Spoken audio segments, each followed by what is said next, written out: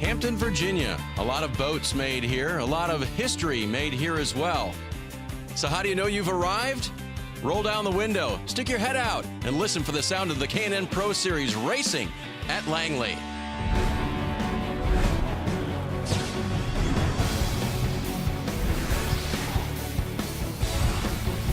It's a Labor Day special for the race fans in the Virginia area, and they've got a good one today with the K&N Pro Series East. Chase Cabry giving the fist bump and the high five. Dominique Van Wieringen, she is back in the 30 car. And David Calabrese brings the 43 in for a rare appearance. Harrison Burton is a championship leader, though. He'll be here for this one and the next two, trying to lock up his championship run in the East Series. This is the Visit Hampton 150 from Langley Speedway in Hampton, Virginia. Frank, got a little bit of a delay here. Persistent expected rains moved this race from Saturday to Monday, but it's a gorgeous day now to get this thing going. It absolutely is. Not hardly a cloud in the sky, Dave. Going to be a great action-packed day today. Low 80s and a good crowd on hand to see, as we mentioned, a special on Labor Day. Kind of a racing tradition, and nice to have it brought back thanks to the K&N East Series. You see where it's located in relation to the Richmond Raceway, where the big guys will be going in just a week's time. Here's a championship look. Harrison Burton with 4 points to the good, just 4 over Gilliland. No question, this is just a two-man race with 3 to go, Dave, but what a heck of a battle we've got for 3rd, 4th, and 5th. Ronnie Bassett Jr. has really been creeping back up to try to get 3rd. Here's Derek Perniciglio. Dave, Frank, welcome to the Langley Speedway. And it's the first time the NASCAR K&N Pro Series is racing back here since 2015. And for good reason. Last year, the track was shut down. Matter of fact, it was in jeopardy of going under the wrecking ball. But after some heavy negotiations and a difficult real estate deal, owner and operator Bill Mullis was able to acquire the property and bring the track back to his goal of being able to have weekly racing here and, of course, some regional touring series like the NASCAR Wheel and Modified Tour and, of course, the NASCAR K&N Pro Series here tonight. Now, this will be the first time the NASCAR K&N Pro Series races in the daylight here at the Langley Speedway. They're used to racing in evening hours in the past where the pavement is cooled off. The track is a little bit greasy, as the drivers have said, so 2 things that they're going to have to worry about this afternoon is the cars getting tight in the center and getting that forward bite up off the corners. I think this day race is really going to make for a lot of fun, a lot of more action. You know, like as Derek said, when it's cool at night, tires have a lot of grip. Going to be a lot of slip sliding today. Here you see the winners in 2017. Harrison Burton's name is up there a lot. That's why he's leading the championship.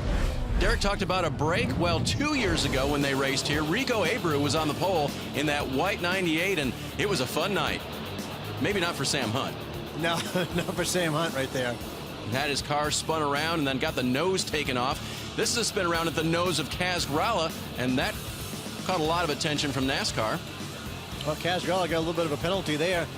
Imagine that, spinning someone out and getting a penalty for it. Yeah, Austin Cindric didn't seem to get that in Canada. In the truck race, that's right. Hey, a lot of action, though, throughout the field, but this guy went to victory lane for the 2nd time on the season. This is William Byron back in his early days. Gosh, he was young back then. Still is. Derek is standing by with today's pole sitter. Dave, Frank, experience might be the name of the game here today at the Langley Speedway, especially for guys like Ronnie Bassett Jr. and Dylan Bassett, who both finished in the top 15 the last time the series ran here in 2015. Another driver that also finished in the top 15 that year was Colin Cabry. He starts on the outside pole, but a good omen for him is that all the winners except for one have come from the outside pole here at the Langley Speedway. But the driver that's going to start on the pole, who's been real hot as of late, Todd Gilliland in the Napa number 16, and you ran the NASCAR Camping World Truck Series race on Sunday. You're here today. Is there anything that you learned from those races you can apply here?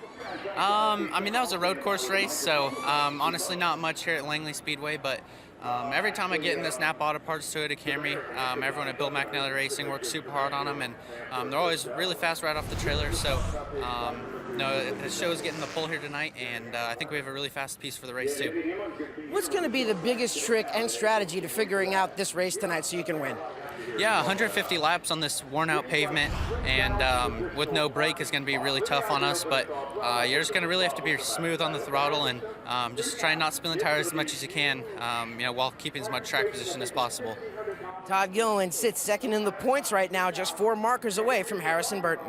That actually is a compliment when he's talking about worn-out pavement. The racers do love to come to these racetracks that have worn-out pavement. Makes for a good show for the fans in the stands and us as well.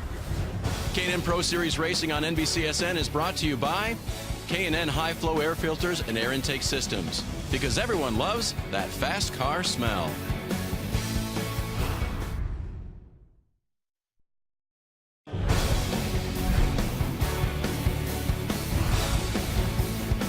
Welcome back to Langley Speedway in the Visit Hampton, Virginia 150. 150 laps around this, as Todd Gilliland described, worn-out racetrack, but that'll make for some great racing. And there are several drivers who still have a shot at a top 5 finish in the season, Derek. Well, Dave, our who-to-watch driver will be that white 04 for Ronnie Bassett Jr. The last time the NASCAR K&N Pro Series raced here at the Langley Speedway, he finished 11th back in 2015. He comes here today with a very fast car. They said they were very happy with it. And the interesting note about this car is this race car that they're driving here this weekend, that's the car that was actually in the fire that was in their shop that almost completely burned down last season. They were able to cake the car, completely gut it, raise it from the ashes. They won with it earlier this year at the New Smyrna Speedway. They said it was such a great feeling to take a car that was almost completely destroyed and bring it back to victory lane. They think that they can do the same with it here tonight at the Langley Speedway. I'm sure it wasn't a great feeling when they saw that thing on fire. But you know, Ronnie Bassett Jr. from 2015 to today, what an improvement. He's really got a lot of track time, a lot of experience, a lot of racetracks, and really runs in the top 5 pretty consistently now, Dave. So I don't see an 11th place finish out for him today.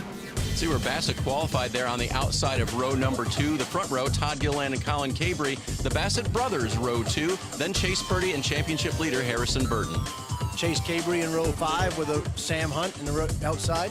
And the rest of the field here, small field here this weekend, Frank. There were a couple of cars that were entered earlier and didn't make it to the Monday call. Again, this race rained out on Saturday, moved to Monday, so just a short field here tonight. Who does that advantage, do you think? I think an advantage for Todd Gilliland and some of these guys that at the front, just because they're not going to have to fight with quite as much lap traffic, you know, as the day goes on. Green flag is out at Langley. Gilliland on the gas and takes the 16 to the front in turn 1.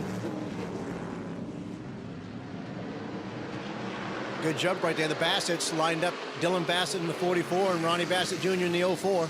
Already a little short track tapping there. Dylan Bassett getting into Colin Cabry. Cabry didn't get quite as good a jump as Gilliland to start.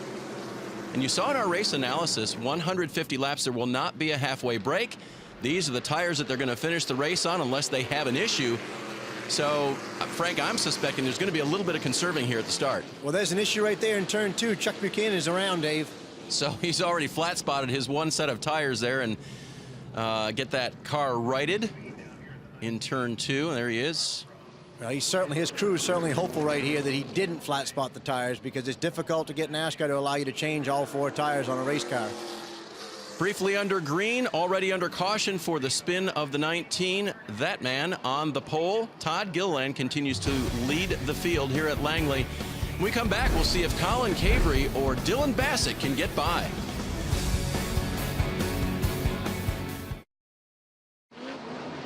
So glad you could join us for tonight's action at Langley Speedway, the Visit Hampton, Virginia 150. And just underway, we had a caution for a quick spin by Chuck Buchanan. And now the field is back in the hands of Todd Gilliland. Hits the gas and once again has that good jump back to the lead. And honestly, Dave, you know, we talked about it earlier here. With the tires being a situation where you've got to run all 150 laps on the same set, I don't see, you know, people pressuring him a lot. I think it's going to be interesting to see, you know, Todd Gilliland, whether he decides to set a pace or let somebody else set a pace. This is not new to the drivers of the K&N Pro Series East or West. A lot of these races are run without the brake now and the one set of tires, and so the beginning complexion of the race often is a lot different than the end when the pay window opens, as they say. Absolutely, and I should go back and talk about that. I mentioned Chuck Buchanan Jr. when he spun out that NASCAR likely wouldn't let him change tires. If he has a puncture on a tire, so the right front tire was flat or the cords were completely showing on it, they probably would make the adjustment there and say, hey, you can change that one tire, but not likely to be able to change all 4. Interesting group back here. Calabrese in the 43, Hunt in the 18, and then Dominique Van Wieringen in the 30. Got the call literally last minute when it was decided that Tyler Dipple, who normally drives this car, should race as scheduled in the ARCA race today in DuQuoin, Illinois.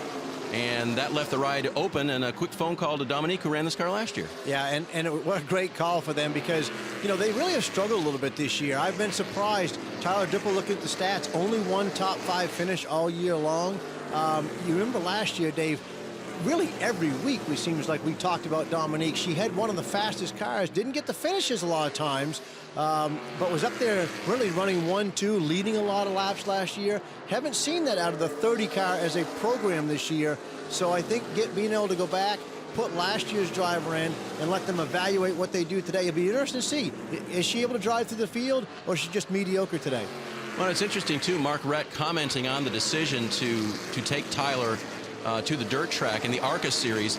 He said that's where the program's going next year. They don't plan on running this program in the K&N series next year. At least that was a quote that we got from him. And so really focusing on that for next year was part of the deal for Tyler Dipple.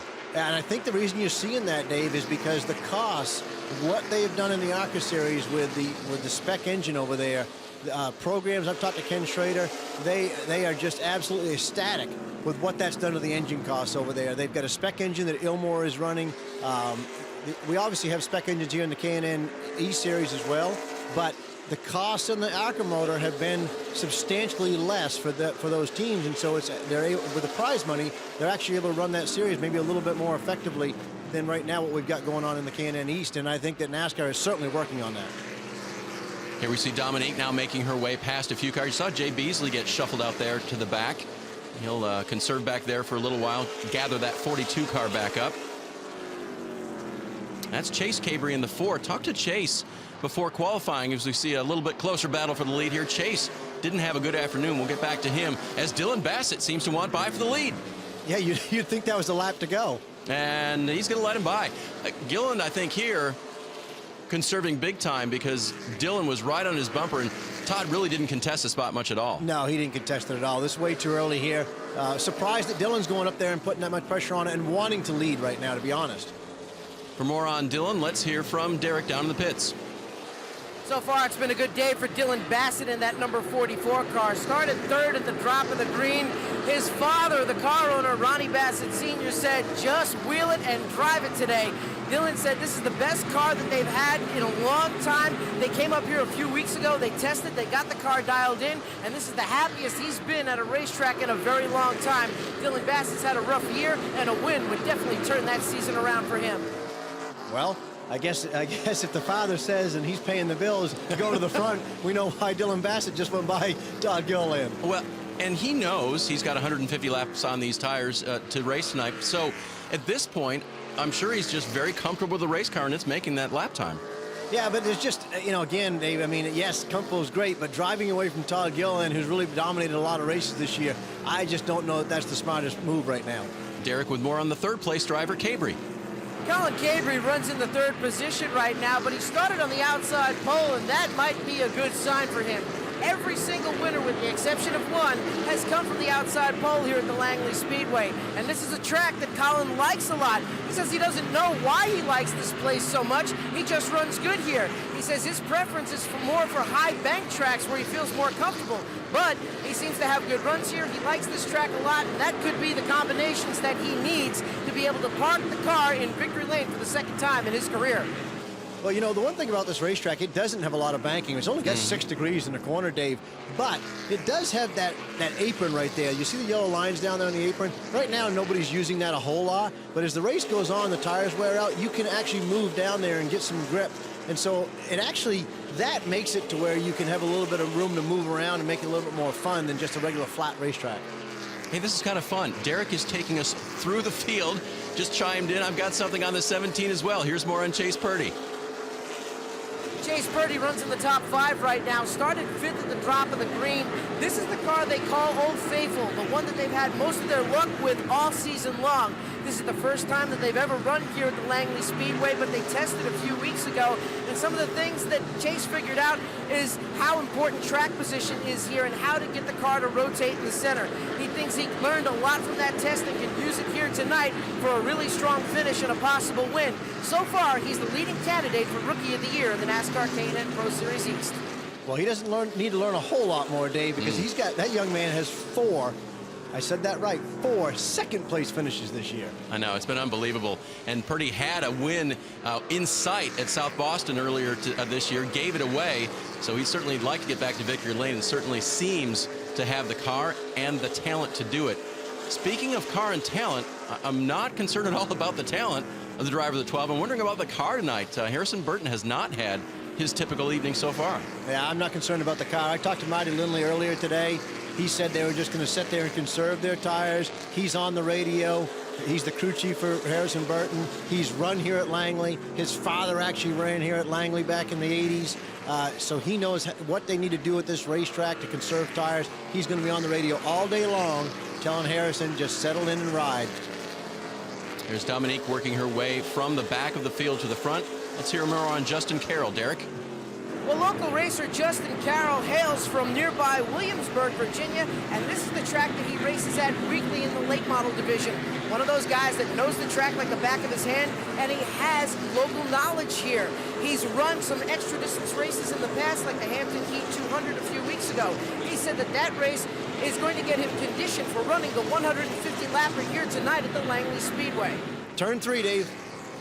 So 19 of Chuck Buchanan Jr. is around for the second time tonight. And he'll get that car pointed in the right direction, but caution coming out again. The field will be gathered. The lead has changed. Up front, it's Dylan Bassett. Now what will the field do with him?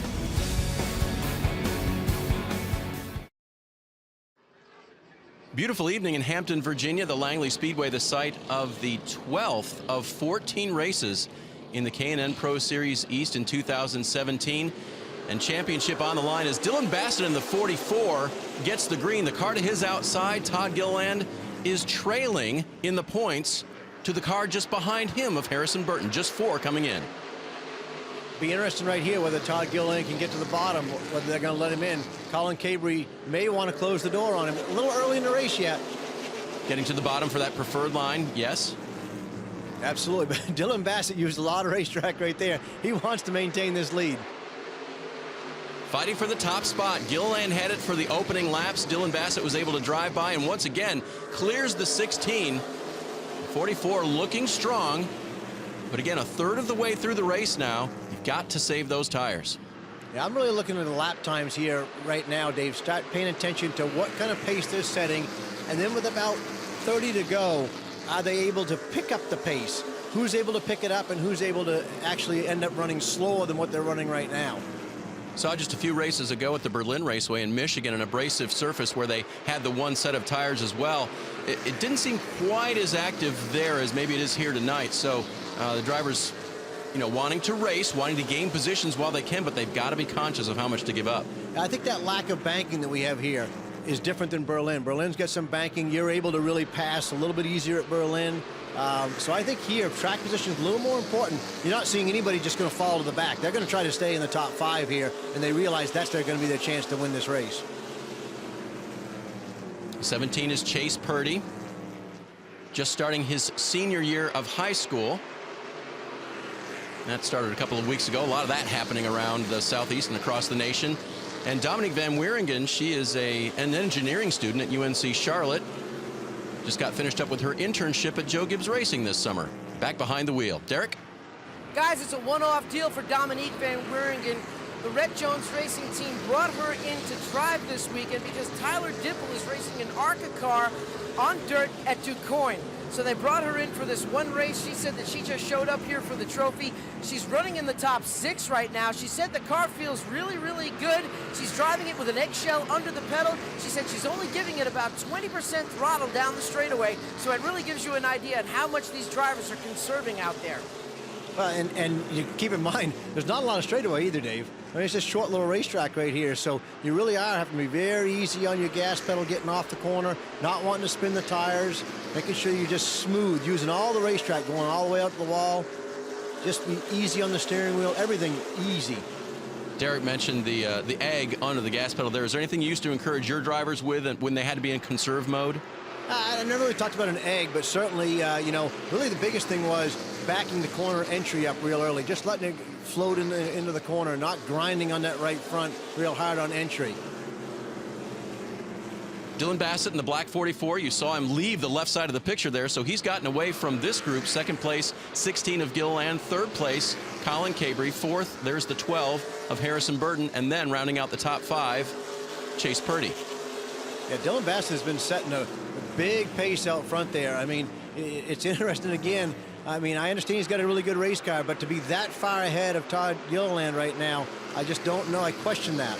Well, it's almost like one of these fuel runs we see sometimes in the upper divisions where the crew chief just has to almost yell at the driver, no, slower yet, right? Is it hard sometimes to get through to the drivers?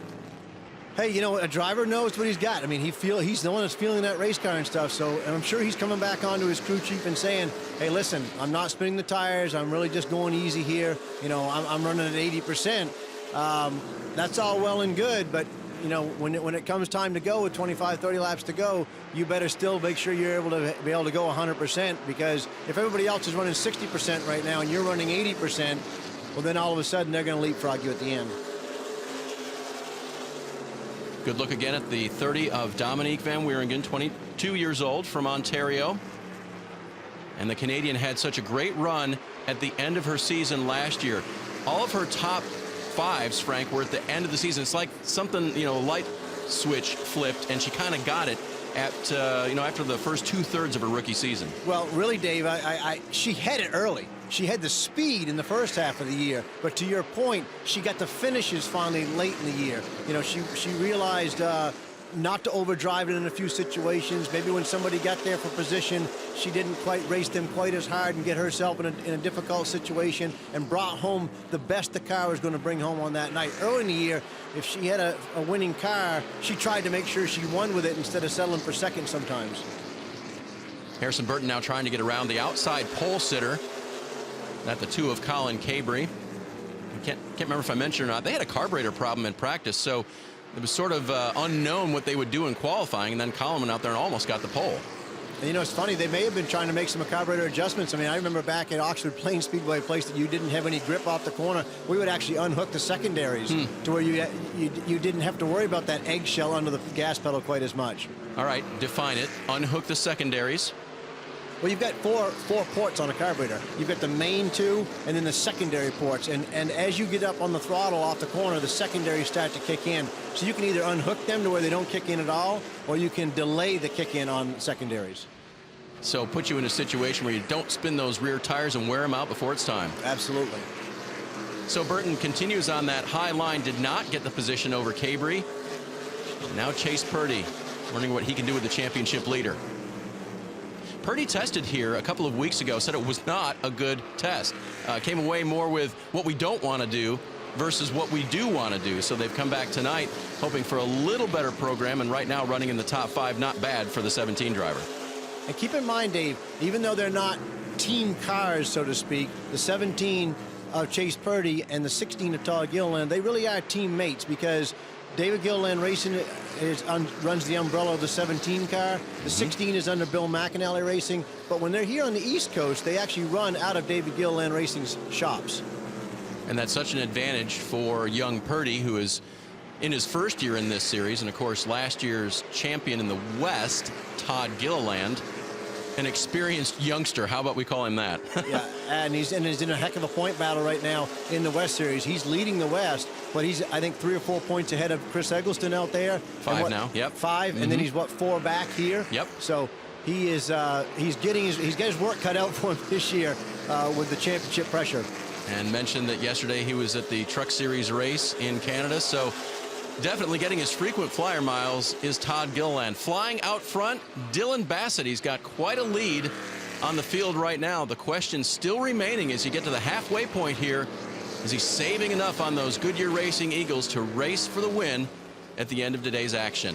Now let me say this, with his few cars in the field right here, if we don't get a caution, Dylan Bassett may be in the catbird seat. Big lead right now. Gilliland not letting him out of his sights.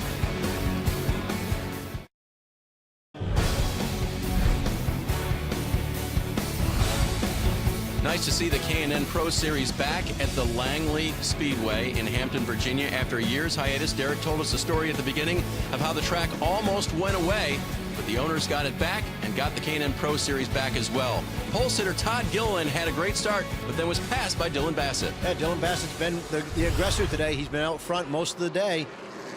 And we mentioned 150 laps, 1 set of tires. Down near the end, will Dylan have used too much of the 44's rubber, or will he be able to hold off the 16 and the rest of the field? I can't imagine Harrison Burton likes the situation he's in right here, Dave. When these guys get all single file below him, he's got him on the outside, he's going to lose way too many positions right here this late in the race. Dominique down in the 30 car in the black number 30. There's Burton on the outside in the 12 car. And behind them, Ronnie Bassett looking for a way through. The driver who qualified 8th today is from Mexico. His name is Ruben Garcia Jr. Let's learn some more about him. Hello, I'm Ruben Garcia Jr., driver of the number 6 Toyota Camry for the NASCAR K&N Pro Series East. I started racing when I was 4 in Mexico, go-kart racing. I did that for a while. And then when I turned 16, I made my first full-time season of the NASCAR Toyota Series. And then in 2015, finally won my first championship in a NASCAR division. For me, it was a big step to move outside my country, to start racing in the United States, where I would like to keep up moving my career into the NASCAR ladder. My goal in this series right now is to finally get a checker flag. This year we've been really, really close. I would like to finish in the top 3 in points, which it's kind of close from the 3rd to the 7th place in the championship. I'm Ruben Garcia Jr., and that's your NASCAR Next Gen profile. Garcia's 5th right now in the championship, and not too far behind Bassett and Purdy in 4th and 3rd. He's got to watch out for Chase Cabrey behind him, though, trying to get that spot. He's already had 8 top 10s this year, so it's been a pretty solid season for him. Solid for Dylan Bassett in the 44 so far tonight, but he's got that pressure coming now from Todd Gilliland. Yeah, and Todd Gilliland has just slowly made his way. We haven't had a caution here, Dave. Remember, we've gone green since lap 45 here. That was the last caution. And Dylan Bassett had stretched it out, but Todd Gilliland has drove to the front now, caught Dylan Bassett, and just made the pass. With a little bit of contact on the door there. Remember, these two were not too happy with each other following the South Boston races earlier this year, and Todd saying, thank you very much, I'll just take the lead right here. They have definitely decided to start stepping it up the pace right here. Chase Purdy, you see him coming also in the 17, which is the teammate to Todd Gilliland. He's starting to put the pressure on Dylan Bassett. We're going to find out right now what Dylan Bassett's got left on his tires, and did he use up too much early. Chase Purdy on the inside. Good battle down through 3 and 4. Purdy's going to get that spot. Yeah, they're going by far too easy right here. Dylan Bassett's not letting them go. He's letting them go because his tires are too worn out, Dave. 35 laps remaining now of the 150, and Gilliland has set sail. Here's the question: can the 17 of Purdy, in at least similarly set up equipment, run him down? Well, if he doesn't, and he stays where he is, that'll be his 5th second-place finish. I knew you were going to go there, and he'll hate hearing that, of course. But another fantastic run if that's the case. Yeah, absolutely. Listen, you've got to finish second a few times before you can go to get that win. Here's a driver going to the front on the outside. The 30. Oh, now she drops back. Harrison Burton has that spot. Now Dominique in the 30 is going to look to the inside. Yeah, Harrison's actually starting to pick up the pace as well. I mean, everybody now with 50 to go right here, or inside 30, 33 to go, they're all starting to pick the pace up right here. And this is where it's showing that Dylan Bassett used up a little too much stuff early on. But look at him start to use the bottom of the racetrack. Trying to find the way that the 44 will still be competitive. And using that bottom, even getting on the apron, seeming to work pretty well. Cabrey holding that outside line. I can tell you one thing about Dylan Bassett. He will not give up. But watch him right get into the corner. You can't see it right there when he's got somebody beside him on the outside with Colin Cabrey. But his right rear slips a little bit getting into the corner. You can just tell he's having to use a lot of tire. His tires are really worn. Defends that position. Oh, here comes Cabrey for the crossover down the backstretch. Gets his grip off the apron and now has the inside line himself. There's no defense for that. What a move. That was nice. Good job, Colin. Holds on to that. Now Bassett has to wonder if he can get back by and do the same thing here. I think what he's wondering about right now is, can I hold off the folks coming behind? Harrison Burton, Dominique Van Buren, and his brother, Ronnie Bassett Jr. in the 04. Yeah, Ronnie may not have shown everything that he's got. Derek told us about the car earlier. It has a win under it, his very first career win at the New Smyrna Speedway to start the season. Then there's this battle, Justin Carroll in the 91. And we heard about Ruben Garcia Jr. just a little while ago. Garcia, by the way, for his part, is running the Mexico Series again this season. So we talked about frequent flyer miles. Well, he's got international frequent flyer miles going. Are those worth more? I think in Ruben's mind, yes. Or he'd like to tell the airline so anyway. Interesting that Carroll is in late model competition here again this year, as is his dad. They like to race against each other. And I think at the moment, if I check the points correctly, I think Dad has the upper hand. Well, the son's done a great job here tonight. You know, these cars are a lot more difficult to drive than what a late model is around this racetrack. So even though he's got the experience at this racetrack, he's now getting the experience in the K&N East car, and he's really done a nice job tonight. 25 laps remaining, so it's almost like a short track Saturday night, although it's a Monday evening. The race moved from Saturday to Monday based on the expectation of persistent showers, sort of the remnants of Hurricane Harvey. As we get a look at the hood of Carroll there, just another driver who's saying, we're behind you, Texas, and we're going to help you get back in shape however we can do it. We've had a nice crowd here today for it being rescheduled, Dave. Yeah, I agree with that. We came in, we weren't sure, but they have continued to walk in. Gorgeous afternoon. Derek? Listening to Harrison Burton talking with the team over the radio, their biggest issue right now is just having overall grip out there on the racetrack and trying to get that forward drive coming off the corner. That sounds like worn out tires to me, Frank. It is worn out tires. That's late in the going, 24 to go. His other big issue right now is that he's sitting there realizing that the points are getting a whole lot tighter when that 16 of Todd Gilliland's leading this race and Harrison Burton's hung back here in 5th. That's right. Under this point system, he gets bonus points for winning the race. If Gilliland does, he gets a bonus point for leading a lap, and then we'll have to see who leads the most by the end. Dylan Bassett piled up a lot of laps led and now gets the bumper from Burton. That was the chrome horn. That was indeed 3 wide coming off the corner, and Dominique is going to take advantage. What a strong move by Dominique right there. Saw the opportunity, put the 30 through. And we're not done with the bumpers right here. Harrison Burton still trying to get by the 44. Side by side, and then side by side behind them, Garcia and Ronnie Bassett. Burton's going to get that spot. Yeah, I don't think Dylan, I just don't think he has enough left in the tank, and by the tank I mean the tires, to fight them off. No, clearly not.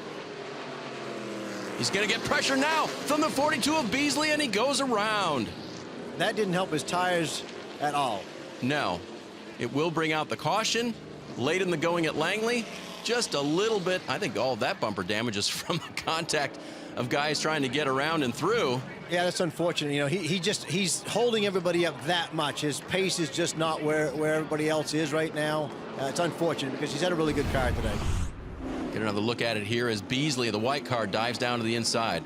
You can really see, though, Dylan Bassett's really starting to get sideways as he enters the corner. So his right rear has been so worn out that he's really slipping on that right rear. He's already got a little bit of yaw in the car. It didn't take much of a tap. Another look at it here. Beasley in the 42, Bassett spinning in the 44. Yeah, and Carroll into the back of Beasley there trying to find a place to go. I mean, obviously that's Jay Beasley's fault right there. You hate to see that for Dylan Bassett. You know, because even though he was holding people up, you still don't want to see somebody get muscled out of the way like that. And Bassett will head to pit road along with Chase Cabry. And Derek is there. Dylan Bassett comes in the number 44 machine. The crew is going to assess some of the issues on the car. They're looking at the right side right now to see if there's any kind of tire rub on the outside tires. The car started going away on Dylan Bassett. He said the car was getting very tight from the middle of the center off. And we notice now changing of the tires. You're not allowed to do that unless you have, as you mentioned, Frank, a puncture or structural damage to the tire that might be manufacturing related, and that is not the case. What is the case is we're getting down to the finish of this race. Come back and see if Gilliland can hold the field off. 14 short laps remaining for Todd Gilliland in the 16 to try to hold off Chase Purdy in the 17, and behind him Colin Cabry and the 30 of Dominique Van Wieringen. See what kind of a jump he gets here at the start on old tires, and it's a good one. Chase Purdy spun his tires on the outside. He's going to have a hard time getting back to second. Cabry willing to fill that spot, but now Purdy diving down to the inside with a 17 to take command again of the second position. Not quite. Good action throughout the field. You're right. Cabry not giving up, and Dominique looking for a place to go. Almost making it 3 wide off the corner. Sideways for Colin Cabry. Wow. All the way down the straightaway sideways, Dave. That was foot in the throttle, right? Dominique is sideways. Everybody out of tires and trying to get the final 10 laps done as Gilliland pulls away. You're not worried about tire conservation right now, are you, Dave? Not at all. You can see him applying that power coming off the corners, fishtailing the rear ends of those race cars. as now Cabry trying to hold off Dominique and Harrison Burton. Dominique is very impressive on the outside right here. And has been all night. She's made a lot of ground up working the outside line. Yeah, but early on, though, they were just riding. Right now, it's go time, and she's able to do it on the outside. Very impressive. A lot of bumping and banging through the field. See Cabry trying to make that two-car as wide as he can, both lanes. He's taking the bottom, the middle, and the top. That is for third. Harrison Burton trying to get by on the bottom. Dominique trying to get that top three. She's had the end of the season were all top 5 finishes for her. Trying to get another one here. 3 wide. 3 wide, Dave. A lot of contact now down into the corner. Dominique gets third. Burton trying to take fourth from Cabry. What an aggressive move there by Dominique. That's right, and Colin better get back down to the inside and protect that spot. Here comes Ronnie Bassett in the 0-4. Oh, and Burton with a little bit loose off the corner. Cabry fighting back.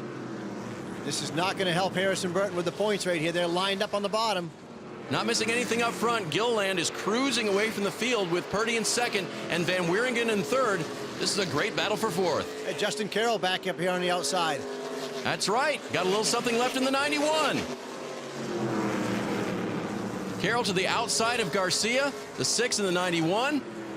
Bassett saying, where can I go here? Do I want to try 3 wide? Sort of worked earlier.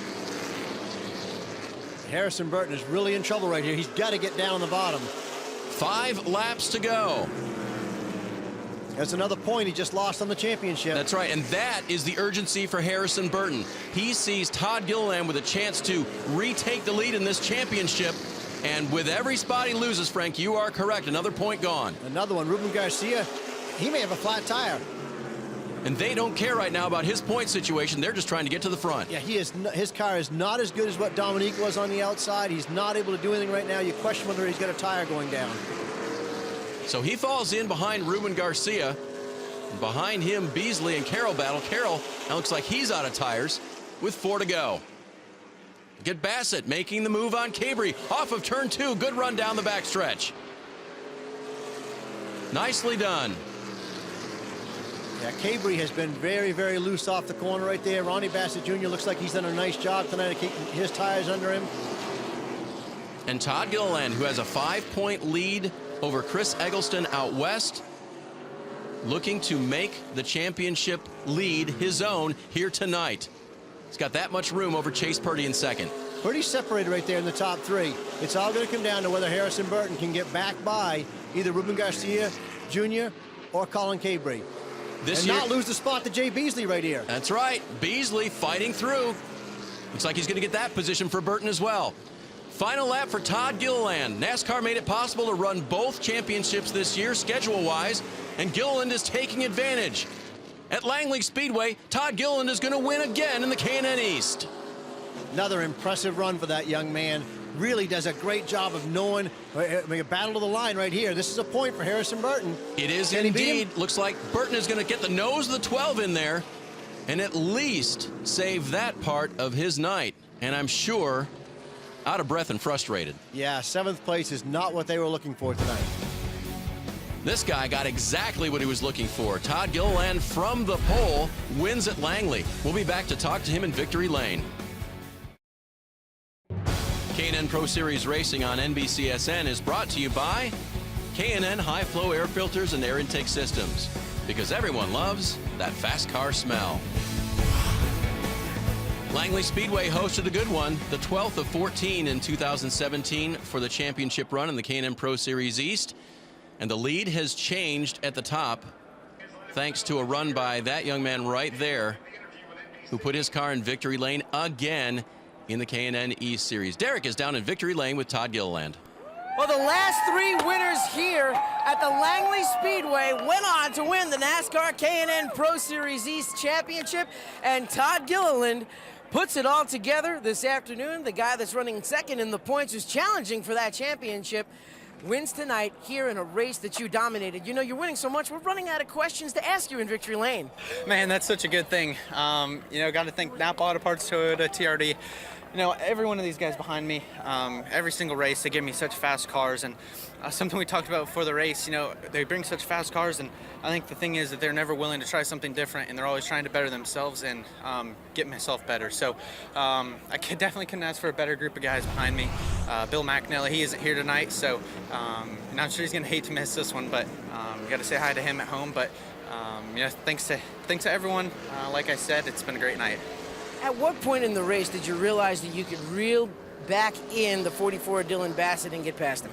Well, it's kind of like one of those Days of Thunder things. I wasn't really trying to go any faster, but you know, he was just coming back to me a little bit. And then once I got to him, my guys said, "You just try and go ahead, get past him since you're there right now." And you know, that was a challenge. He's protecting the bottom quite a bit. He moved me into turn 1 in like lap 30, which I don't understand. But yeah, so I had to get back by him there, and you know, it's a tough battle for sure.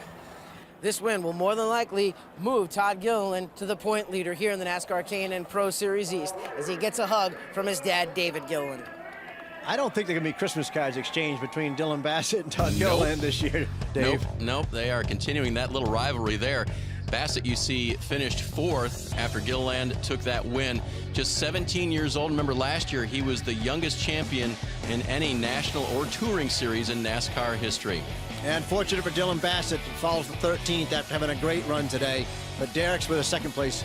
Well, Chase Purdy comes home with another second place spot here at the Langley Speedway. Continues to run 3rd in the NASCAR K&N Pro Series East points. And don't you just love second? I don't know. I don't know how long I can love it, but no, hats off to those guys. My guys gave me a very fast Textron off-road Bama Buggies Toyota Camry, and just one spot short, man. It's frustrating, but man, we worked hard. When we came here and tested, we were not good at all. In fact, we weren't even a top 10 car. And then, you know, we came here, worked on it, and got us faster. My crew chief Cully, all my guys, they worked really hard, and they worked their butts off for me. So I hope to get in victory lane for them soon, but we'll go on to, I think it's New Jersey, and see if we have one for right turns.